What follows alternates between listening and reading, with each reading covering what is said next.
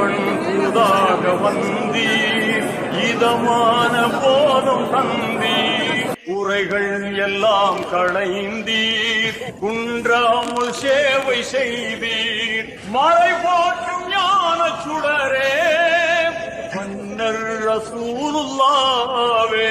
கொல்லாத மூர்க்கர் சேர்ந்து தொல்லை தந்தார்கள் தொடர்ந்து, அல்லாஹ்வின் கருணையாலே ஆபத்தெல்லாம் கடந்து அடைந்தீர்கள் வாகை நாளும் அண்ணல் ரசூலுல்லாவே.